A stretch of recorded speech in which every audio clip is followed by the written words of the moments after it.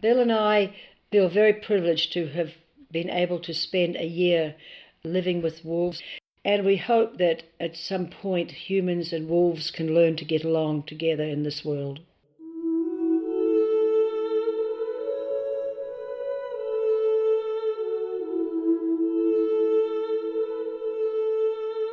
Wolves are a very intriguing, interesting, misunderstood animal, which is the reason why we wanted to study them in the wild, because seeing them in their natural environment, living a natural life, surely should tell us how they really live. But we couldn't figure out how to do it because humans just don't turn up at a wolf den and expect to set up camp and expect the wolves to hang around. So we just couldn't come up with an answer until I walked to the magnetic North Pole with my polar bear dog Charlie. He's an Inuit dog and Canadian Eskimo Husky, and his grandfather was an Arctic wolf. And so we decided that Charlie might be the link because of his wolf heritage.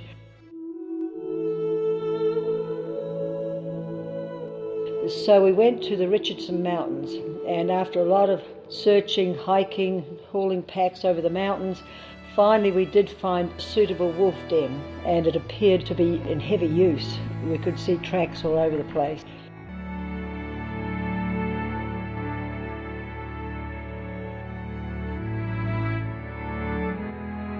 So after returning home in a year of planning and putting gear and details together, we set out next early spring, travelled to the den. We, in our heavy backpacks, and Charlie hiked across the wide open tundra and tussock mounds that were very difficult to walk across. We crossed mountains around beautiful lakes that are home to a lot of migrating birds. The lakes are very shallow because of the permafrost. The water is not very deep. We crossed shallow rivers until finally we came to an area that we considered to be the range of the wolf pack, the range where they would hunt and live. Wolves were not the only animals that lived in the area. We passed by Canada geese and their young. There were many beaver. We would hear them long before we would see them. They slap their tails down on the surface of the water, of course as a warning sign to the family that danger is approaching, and of course we were considered to be the danger. And there were moose along the way, and wolverine. I found a wolverine den, and we waited for many hours until the wolverine returned and we were able to get their photos, something that we've been trying to do for years, but now at last we had our photos.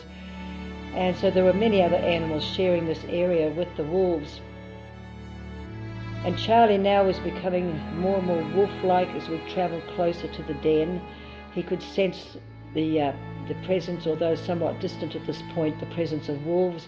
At one point, several days away from the den, he sent out a long howl. At first he wasn't answered, but then later on he howled again and he was answered from the far, far distance. A few days later, we found that wolves were coming closer and closer to us. They were advancing in our direction, and they didn't allow us to see them full body, but we would see them flitting through the trees, just like shadowy through the trees all around us. So now as we approached the den, Charlie, of course, was sending out more howls. He was being answered more frequently. Charlie would put his nose down onto either the tundra or sometimes the melting snow, catch a scent and follow it.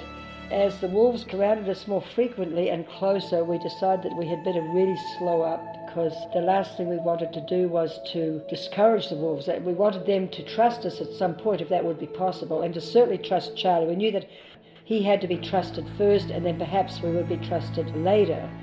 And so we slowed up, and then one day we rounded a curve in the mountains, and there right before us, late in the day, was our first full wolf sighting.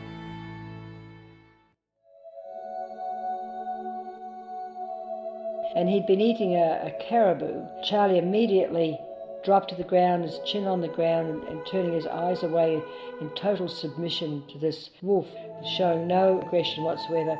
The wolf in turn really didn't even look surprised. It was as though he might have been one of them that had been howling back to Charlie. He didn't seem to be surprised at our arrival. He seemed to be fairly calm as far as Charlie was concerned, but he clearly did not trust Bill and I. He'd look at us and you could see the nervousness in his look and in his body language, but when he looked at Charlie, he was a lot more relaxed. And so, of course, we copied Charlie. We were down on the ground with our heads close to the ground so that we would be showing submission just as Charlie was. After that, more wolves came out, showing themselves more and more. And then 2 days later, the alpha male approached, and he was very proud, stood tall, tail curled over his back, and he stared straight at Charlie. We could see that he was challenging Charlie, challenging him to see if he was an aggressor. But Charlie did the same thing as he did before with the other wolves, a chin on the ground, eyes turned away, showing total submission. And the alpha male, he looked at us. You could see the nervousness in him a little bit, but he was a very proud animal. Then he stared at Charlie as though daring him to make some sort of aggressive move, but Charlie, he didn't move a muscle. And then finally, after quite some time, the alpha male turned away and strode off away with rather a haughty air, as though to say, well, you know, everybody knows I'm boss and so I'm happy. So then we erected our tent that night, made camp. The next day we really travelled very slowly, only a few hundred yards the next day, and then a few hundred more the next day, and so forth, until finally we were within reach of the den. As we travelled closer, of course at this point we were much closer than we thought the wolves would allow us, but they were still allowing us to close in on the den without any undue nervousness.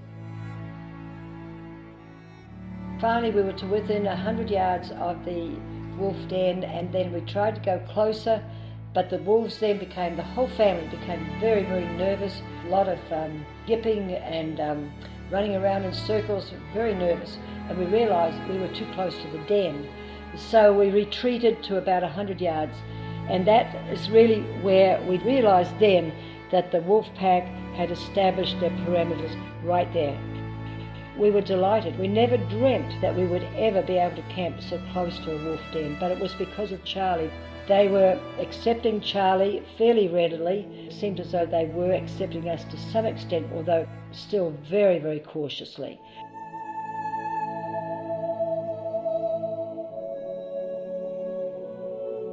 So now it was time to put the camp up and establish a permanent camp now, because we were to stay here the entire summer into fall. Quite a small meadow with a meandering shallow stream flowing through one side of it, so there was a ready water supply. We were surrounded by mountains, and so now we were established. We were ready for the summer. The wolves would come out and stare at us, watch everything we did. We moved very slowly, trying to keep our eyes turned away so we would never show any aggression, never moved with any speed at all. Charlie, in the meantime, had established his territory by marking his territory as boy dogs do, including our tent, and so we kept within Charlie's territory. Our job now was to show that he was our alpha male and we were merely his pack. When he would go to the stream to drink, we would follow him, and then we would drink after him. Then he would go into the tent, we would go in after him. We made it appear that we were following Charlie everywhere. Each wolf, of course, now we started to get to know each individual. There was the alpha male, of course. He was a very proud, authoritative figure, obviously the head of his family. The beta animal, we realized later that he was the teacher of the family, and a very wise older animal. And there was another animal, we called him Denali. He was the lead hunter. In most packs, the alpha male will be the lead hunter, but on this occasion, the alpha must have realized that he was a gifted hunter. He would climb a ridge in the mornings or the evening, look out across the tundra or into a mountain valley for any prey. If he saw something that was worth hunting, then he would come down off the ridge, gather a hunting party, but they would run around yipping and licking each other's muzzles, very excited, as though to say, well, yippee, we're out off on a hunt. And Denali would lead them out across the mountains and down the valleys or across the tundra on a hunt. And then there was another wolf, we called her Mother, obviously because we thought that she probably already had pups or was about to have pups. But if she'd had pups, they must be in the den. And now we realised that if she didn't bring them out of the den fairly soon, we would have to leave. because if she wouldn't leave them, bring them out because of our presence, then we would have no option but to leave, because we would have been disrupting the family routine. But finally one night, in the middle of the night, because now we had 24 hours of daylight, we were well into late spring. In the middle of the night there was this great commotion. Charlie was very excited. He dashed out of the tent, and we hurried out of the tent to see what the neighbors were doing, and there were the two pups. Mother had brought them out to the entrance of the den, and they turned out to be two little brothers. They had very fine fur and the blue eyes. They were so young, they were very unsteady on their legs and didn't see too well, and we would run in the opposite direction because we didn't want them to come to us, because we didn't want to touch them, put our human scent on them. These animals are wild animals, and we wanted them to remain so. We certainly wanted the pups to grow up wild. But they treated Charlie as a beloved uncle. Charlie would lay down and they'd play with him, pull his tail, pull his ears, as though to separate both from his owner. Charlie was very patient, and over time he became very close friends with Mother. She and Charlie became very close. There was a real bond going on there. She would sometimes go out on a hunt. When she did, the babysitters would take over, the beta animal, and the teenagers would take over and so the summer went on. We were able to see them hunting.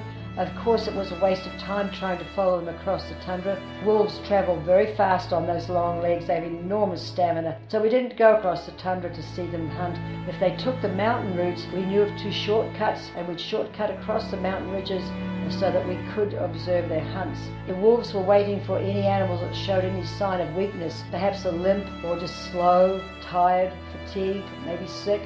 Then they would gather around that animal, and then at times some of the wolves would act as herding animals, and then up front there'd be other wolves waiting in ambush. And the teamwork was very intelligent, very well carried out. Determination, concentration, and intelligence was really something to see.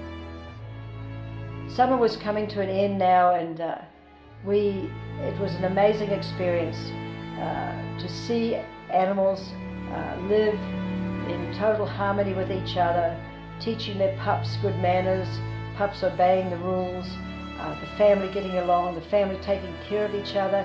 Even in times when there was an injury, family members would take care of that injured animal while others brought food to him. All these sorts of things have been an amazing thing to experience, and because we'd been there so long and so close to the wolves, we really felt part of this family now.